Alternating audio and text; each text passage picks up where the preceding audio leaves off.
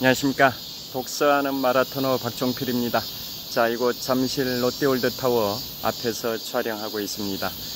현재 시각은 2024년 7월 25일 목요일 아침 6시 22분입니다. 자, 제가 올림픽공원의 정문 평화의 문 방향으로 이동하면서 계속 촬영하겠습니다. 화이팅!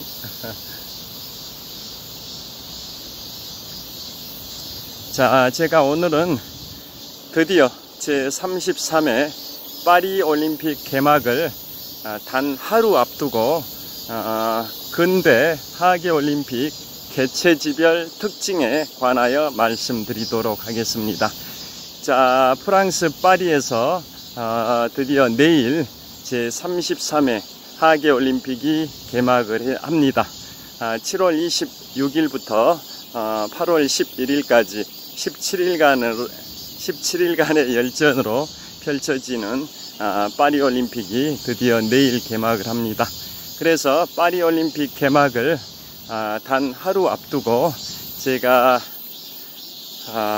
128년 전통의 근대 하계 올림픽의 개최지별 특징에 관하여 말씀드리도록 하겠습니다.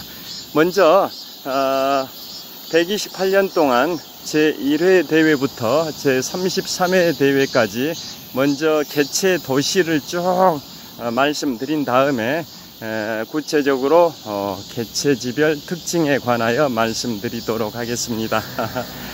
제1회 대회는 1896년 그리스 아테네, 2회가 1900년 프랑스 파리, 3회가 1904년 미국의 세인트 루이스, 4회가 1908년 영국의 런던, 5회가 1912년 스웨덴의 스톡홀름, 6회가 1916년인데요. 제1차 세계대전의 진행으로 개최하지 못했습니다. 7회가 1920년 벨기에의 안트베르펜, 8회가 1924년 프랑스 파리입니다.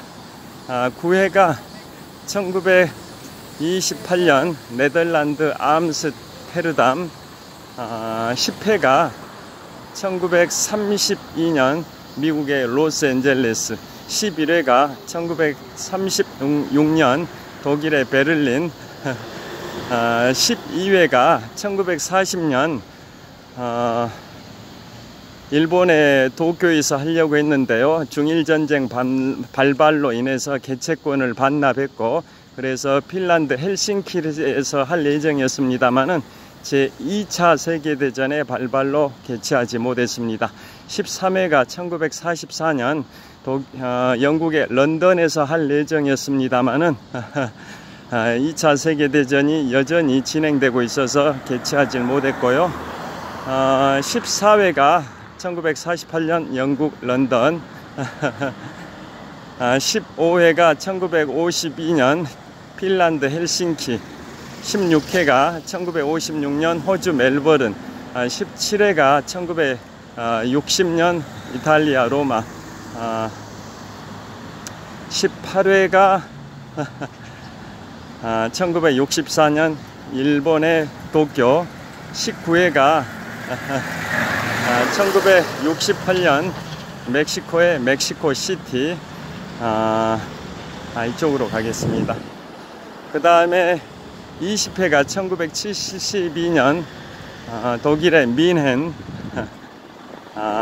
그 다음에 21회가 1976년 캐나다 몬트리올, 22회가 1980년 소련의 모스크바, 23회가 1984년 미국의 로스앤젤레스, 24회가 드디어 대한민국의 수도 서울, 25회가 1992년 스페인의 바르셀로나, 26회가 1996년 미국 애틀란타, 27회가 2000년 호주 시드니, 28회가 2004년 그리스 아테네, 29회가 2008년 중국의 베이징, 29회가 2012년 영국 런던, 그 다음이 2016년 브라질 리우데 자네이루, 그 다음이 2021년 일본의 도쿄. 드디어 앞으로 단 하루 뒤인 내일 드디어 프랑스 파리에서 제33회 하계올림픽이 개막이 됩니다. 자, 이곳 송파구청 앞 사거리 횡단보도를 건너도록 하겠습니다. 자, 지금 제가 건너고 있는 것이 송파구청 앞 사거리 횡단보도를 건너고 있는데요. 주변에 아파트 재건축 현장들이 펼쳐져 있습니다. 지금 보고 계시는 아파트 재건축 현장은 잠실의 크로바 미성 아파트 재건축 현장이고요. 제가 진행하고 있는 방향 저기 동쪽 약 700m 지점에는 진주 아파트 재건축 현장이 있습니다. 자, 제가 현재 송파구청 앞 사거리를 통과해서 올림픽공원의 정문 평화의 문 방향으로 이동을 하고 있습니다. 자, 그러면 지금까지는 1896년 제1회 대회 그리스 아테네부터 2024년 제33회 대회 프랑스 파리까지 각 개최 도시를 말씀드렸고요. 이제는 구체적으로 개최 도시별 특징에 관하여 말씀드리도록 하겠습니다. 근대올림픽이 시작된 배경부터 말씀드리면요. 1870년부터 1871년까지 보불전쟁이라고 해서 독일과 프랑스 간의 전쟁이 발생이 됐는데요. 그래서 독일이 승리하고 프랑스가 패배했습니다. 그래서 프랑스는 엄청난 상실감, 패배주의에 휩싸여 있었습니다. 국민들이 우리는 독일을 상대로 패배했구나, 나폴레옹 시절의 그런 영광은 이제는 다 끝나버렸구나, 독일 즉 프로이센을 상대로 패배해서 엄청난 상실감, 패배감에 휩싸여 있었는데요. 그래서 그 당시에 프랑스의 쿠베르탱이라는 인물이 그러한 패배감에 휩싸인 프랑스 국민들을 대상으로 교육개혁, 다시 프랑스의 정신을 일깨우기 위해서 교육개혁을 시도하던 중에 고대 그리스 올림픽의 정신을 생각하게 됐습니다. 고대 그리스 올림픽의 정신이 바로 육체와 정신의 조화를 꾀하는 건데요. 그래서 그 유명한 말도 거기에서 나오죠. 자, 이쪽 이동하면서 계속 촬영하도록 하겠습니다. 자, 그 육체와 정신의 조화를 추구하는 고대 그리스 올림픽의 정신, 고대 로마 시인 베날리우스라고, 자,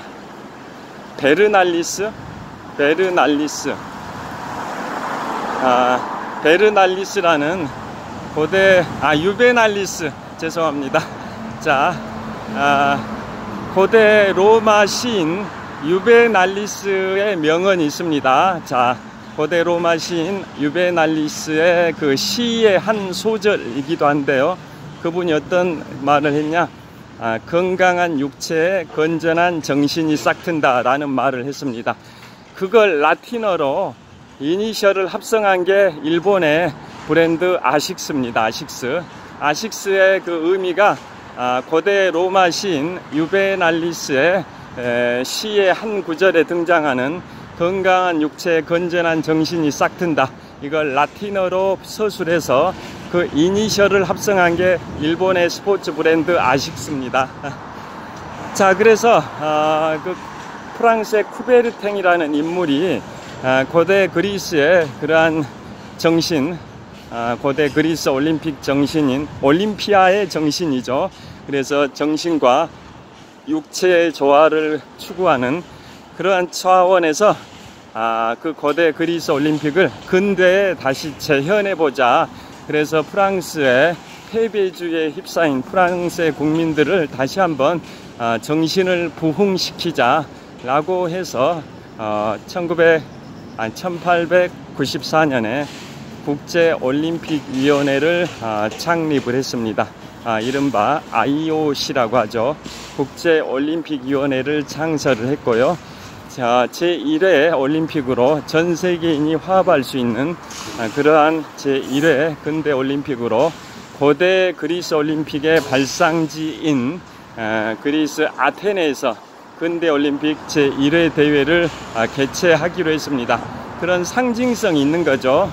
고대 올림픽의 발상지인 그리스 아테네에서 근대 올림픽 1회 대회를 개최하기로 했습니다. 그게 1896년 제1회 하계올림픽 근대 올림픽 제1회 대회로 그리스 아테네에서 1896년에 개최를 하기로 한 겁니다. 자, 이곳 올림픽공원의 정문 평화의 문 앞 삼거리 제가 좀 뛰어서 건너려고 합니다. 지금 파랑 신호등이 바뀌고 있어서 약간 뛰었습니다.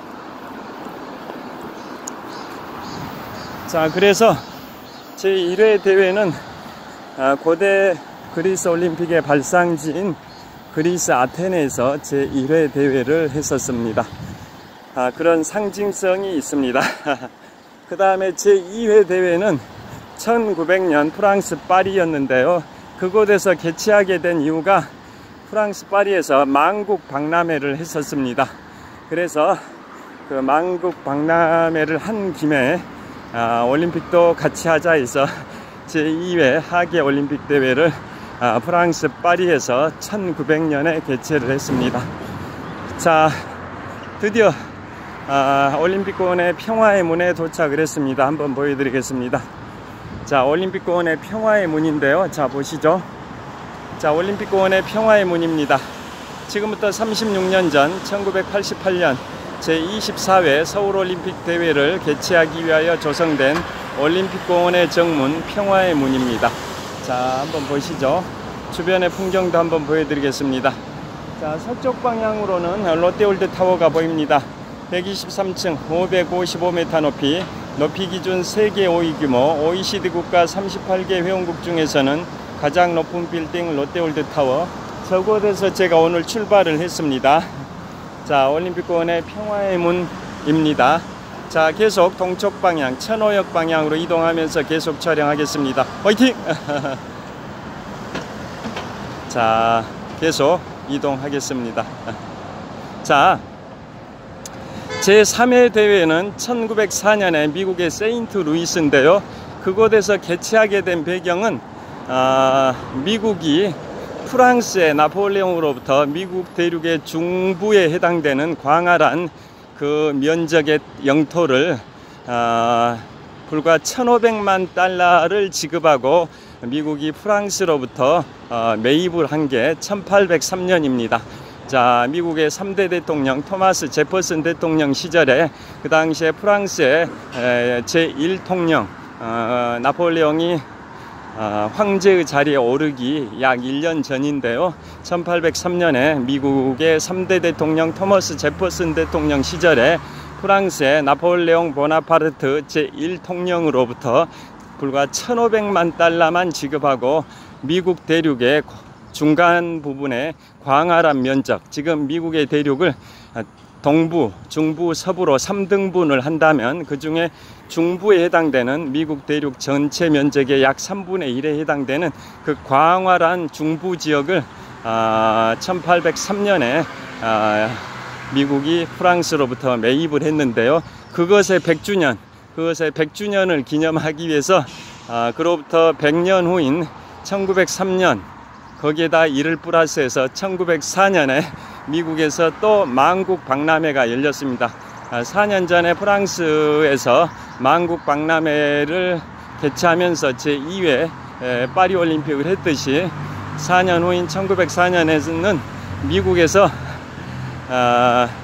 그 미국 중부 지역 매입 100주년을 기념해 가지고 1904년에 미국의 세인트 루이스에서 만국 박람회가 개최됐는데요. 자, 그것의 여흥적 대회로 바로 제3회 하계올림픽 대회를 미국의 세인트 루이스에서 개최를 했습니다.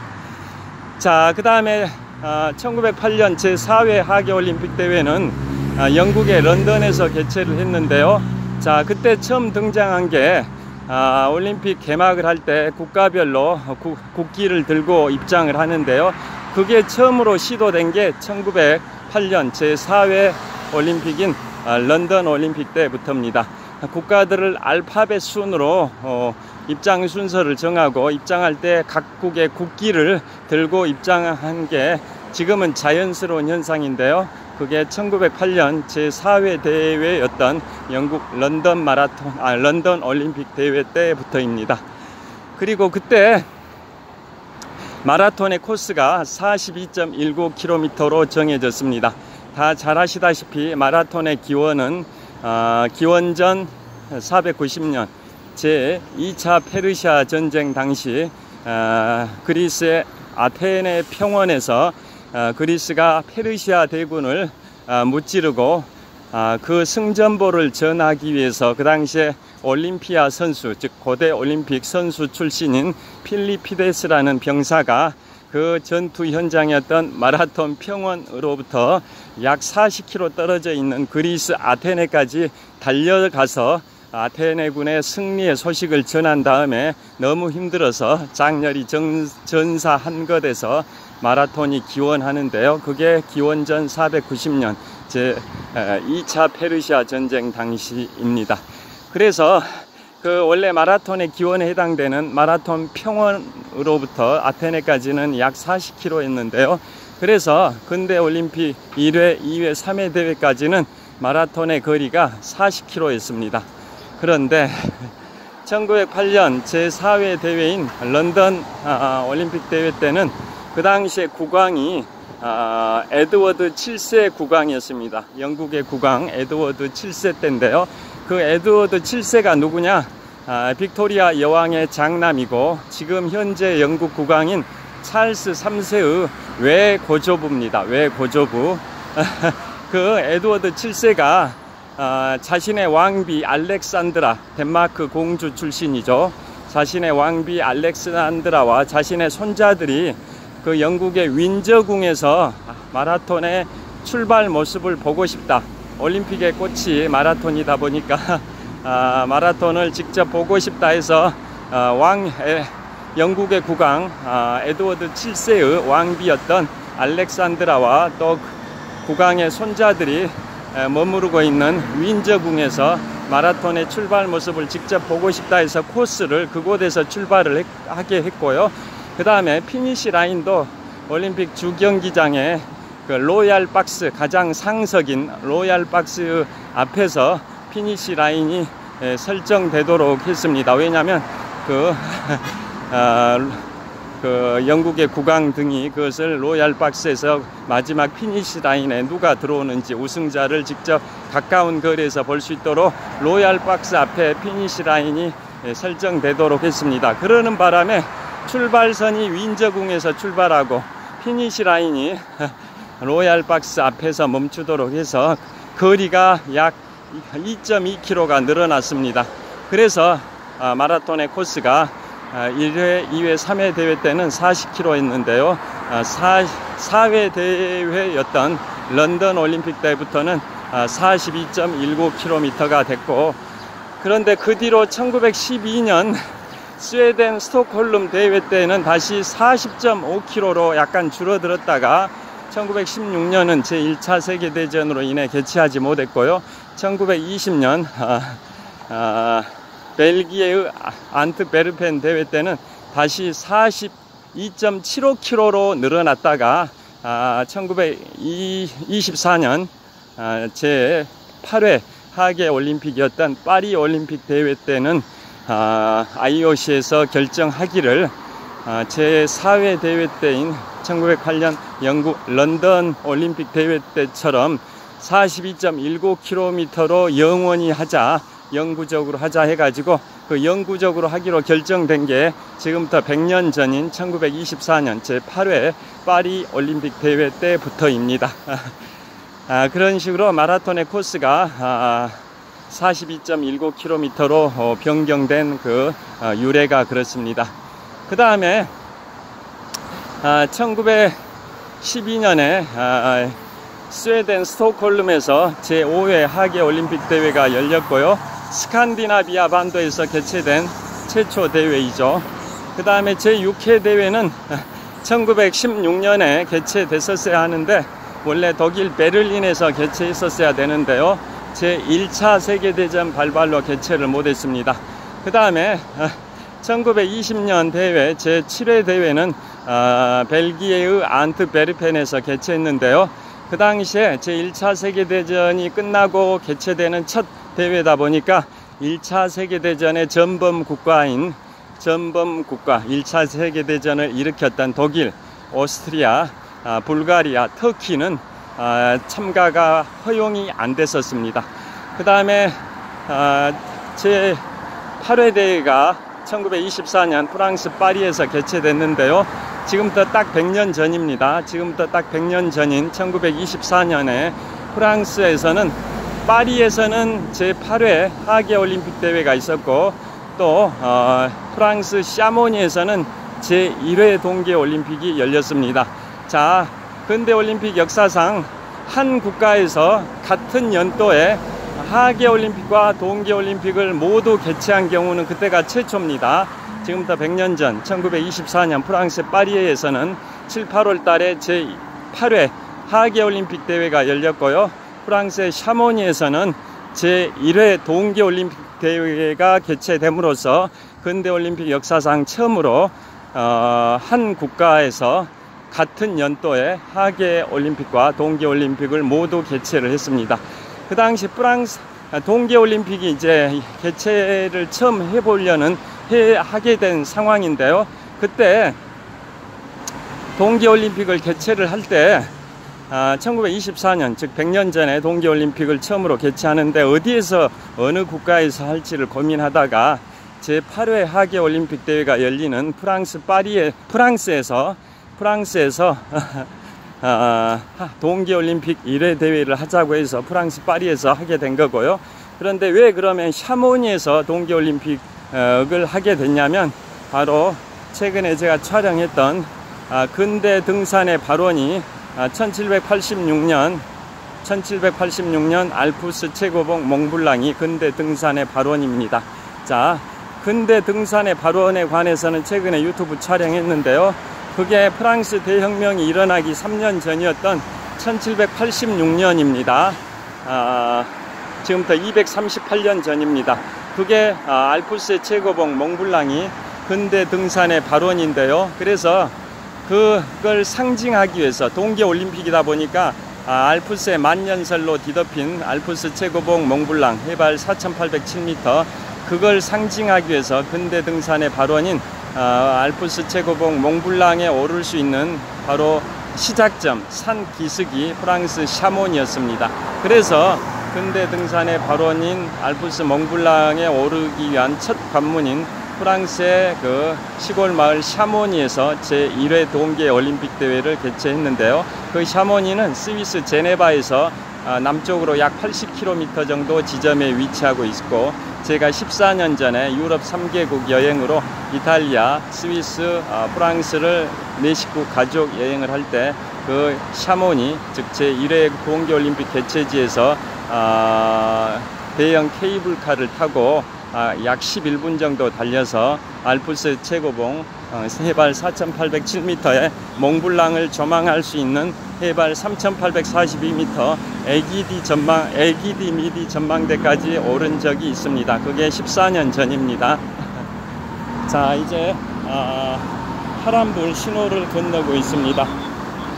그래서 지금부터 100년 전 1924년에는 프랑스 파리에서는 제8회 하계올림픽 대회가 있었고요.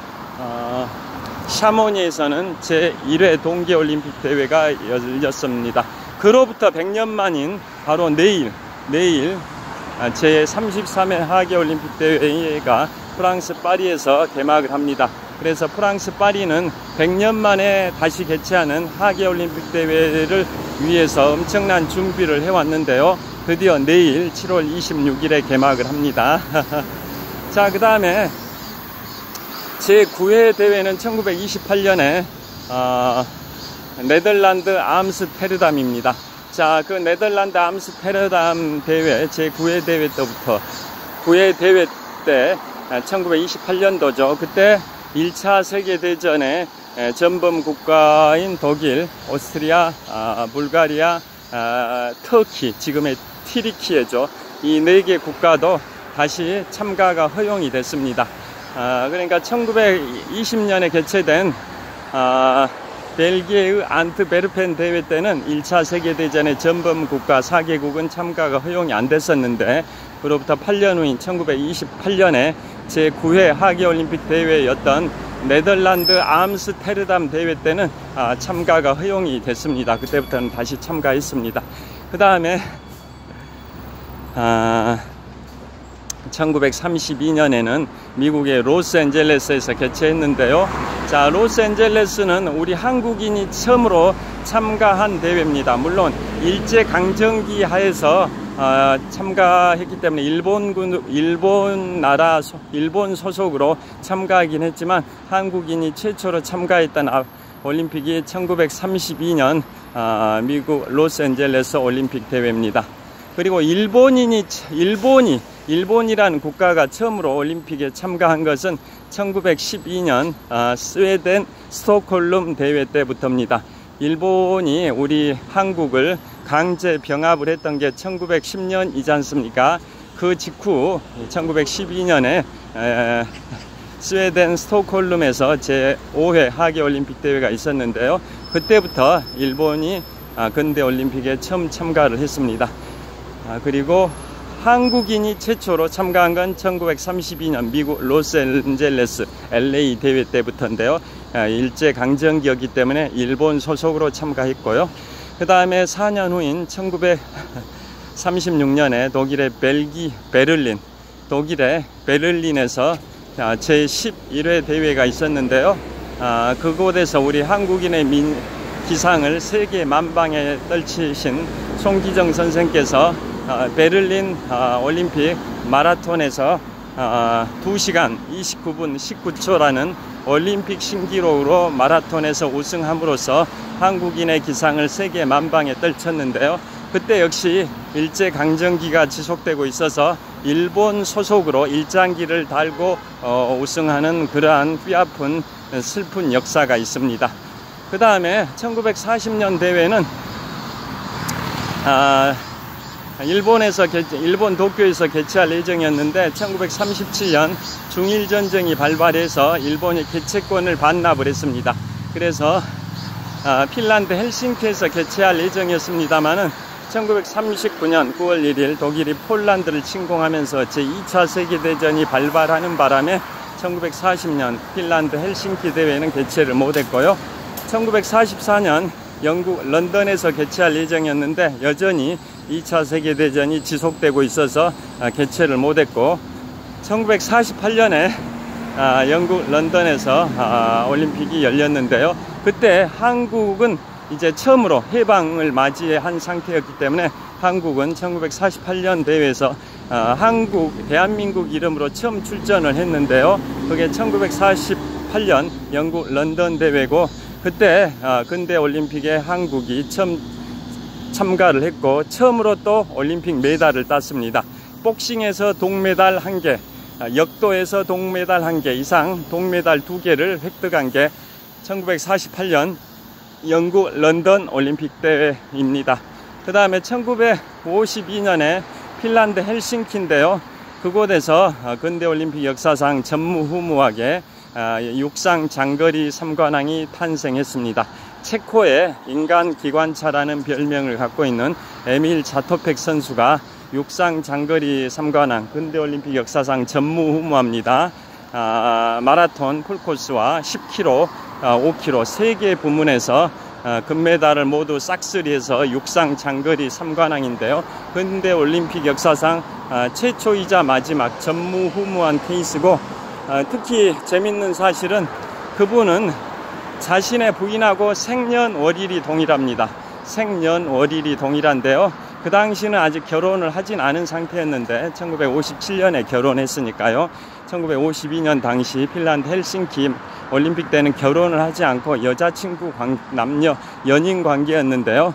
그 연인 관계였던 여자친구도 에밀 자토백 선수가 5km에서 금메달을 딸 때 그 여자친구는 여자 창던지기에서 금메달을 땄습니다. 그거 역시 근대올림픽 역사상 처음으로 연인 관계 내지 결혼 관계에 있는 그러한 사이에 같은 날 각각 다른 종목에서 금메달을 모두 획득한 경우는 또 전무후무한 케이스입니다.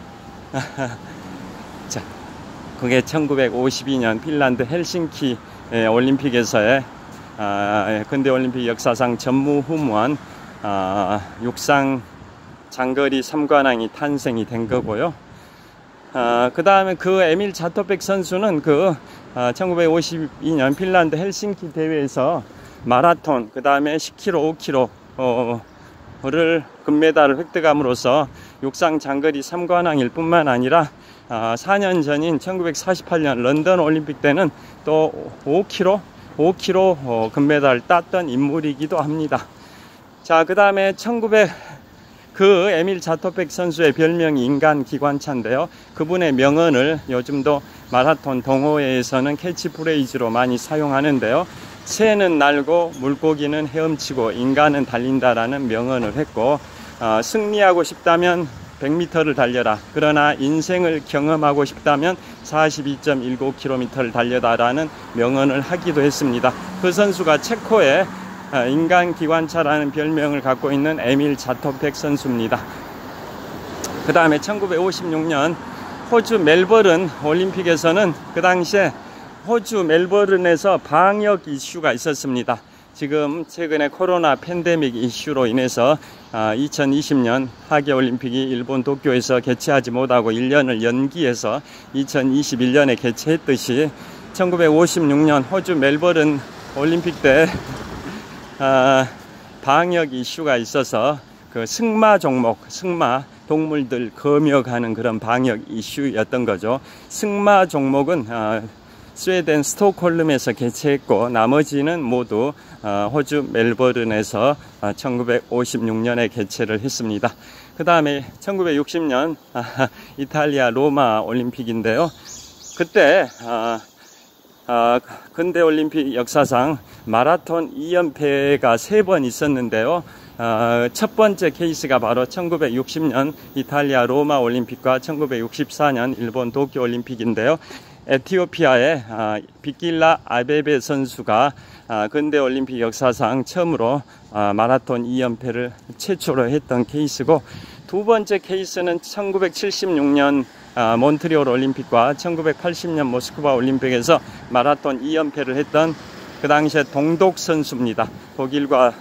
독일이 서독과 동독으로 분리되어 있었던 통일되기 전 시점에 동독 선수가 1976년 몬트리올 올림픽과 1980년 모스크바 올림픽에서 마라톤 2연패를 했고요.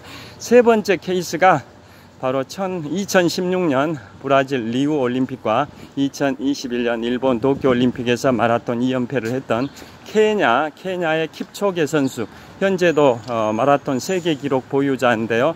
2시간 1분 9초로 세계 기록을 보유하고 있는 케냐의 킵초게 선수가 2016년 브라질 리우 올림픽, 그 다음에 2021년 일본의 도쿄 올림픽에서 마라톤 2연패를 했는데요.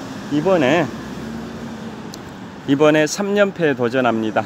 내일 개막되는 2024년 파리 올림픽에서 마라톤 3연패에 도전하는 선수가 근대 올림픽 역사상 마라톤 2연패를 했던 3번의 케이스 중에 3번째로 했던 케냐의 킵초게 선수, 지금 마라톤 세계 기록 보유자 2시간 1분 9초 그 킵초게 선수가 내일 개막되는 파리 올림픽에서 근대 올림픽 마라톤 역사상 최초로 3연패에 도전을 합니다.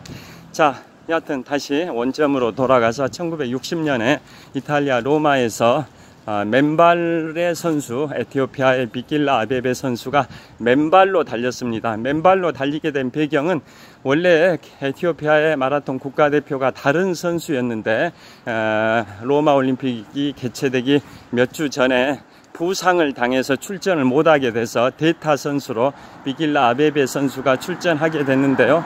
그래서 후진 국가였던 열악한 환경이었던 에티오피아 입장에서는 그 대타 선수 비길라 아베베를 위해서 운동화, 마라톤화가 준비가 안 됐었습니다.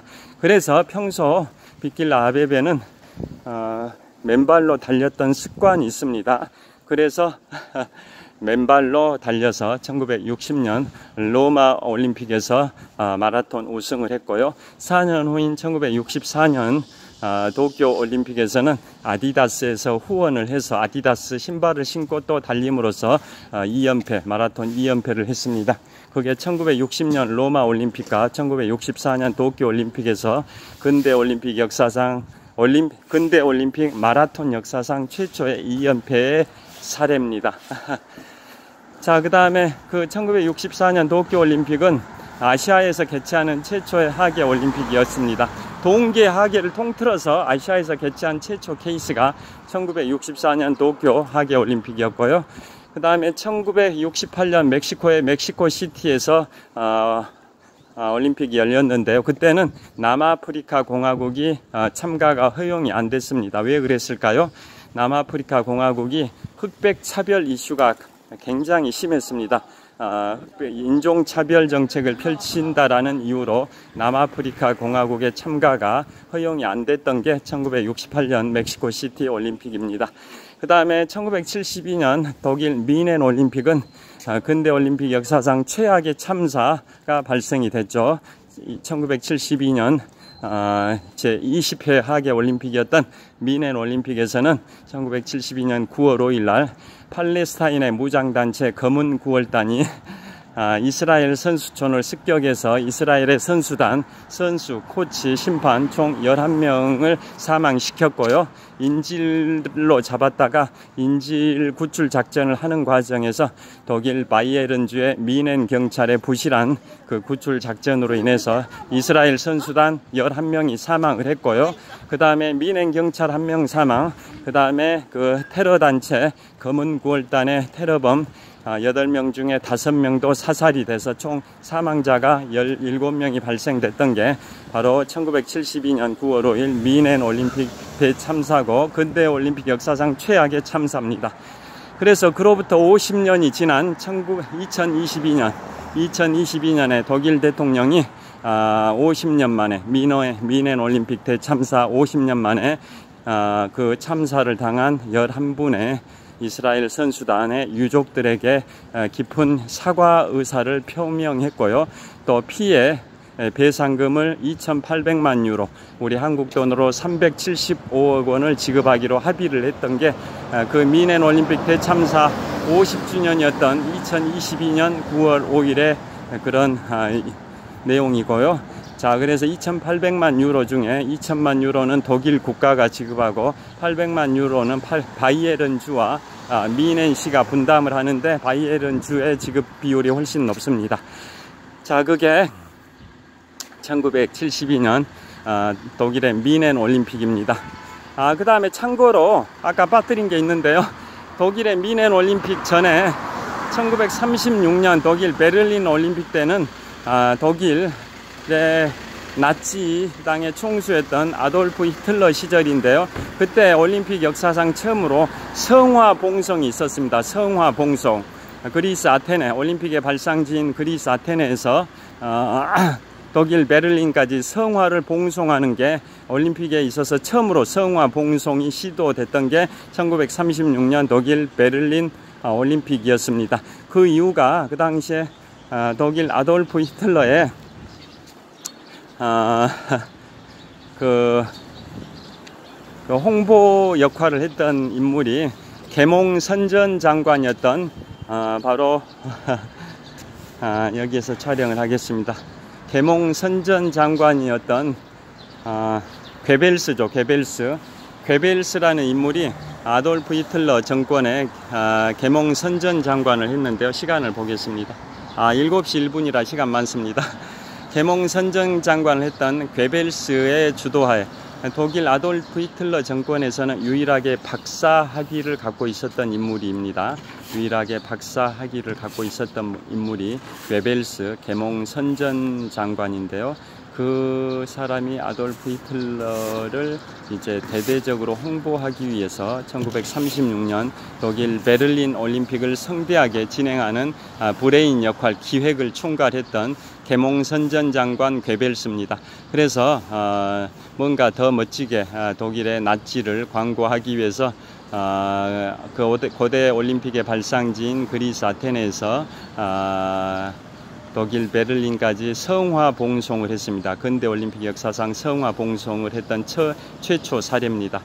그 다음에 다시 미넨 올림픽으로 돌아와서 1972년 이제 아돌프 히틀러가 아니라 독일은 서독 시절이죠. 독일이 통일되기 전이니까 서독 시절이었던 1972년 미넨 올림픽 때는 그 1차 세계대전과 2차 세계대전을 일으켰던 독일의 전범 국가의 이미지를 완전히 탈바꿈시키기 위해서 환골탈태하기 위해서 미넨 올림픽을 1972년에 성대하게 진행하려고 했었는데 근대 올림픽 역사상 최악의 참사인 검은 9월단에 테러가 있었던 바람에 그 계획은 물거품이 돼버렸습니다. 그 다음에 1976년 캐나다 몬트리올 올림픽이 있는데요. 그것은 미넨 올림픽 참사 이후에 이제 선수단에 대한 경비 비용이 대폭 증가했습니다. 그래서 1976년 캐나다 몬트리올 올림픽 때는 비용이 너무나도 올림픽 개최 비용이 증가하는 바람에 76년 몬트리올 올림픽은 적자 올림픽이 되어버렸습니다. 적자 올림픽.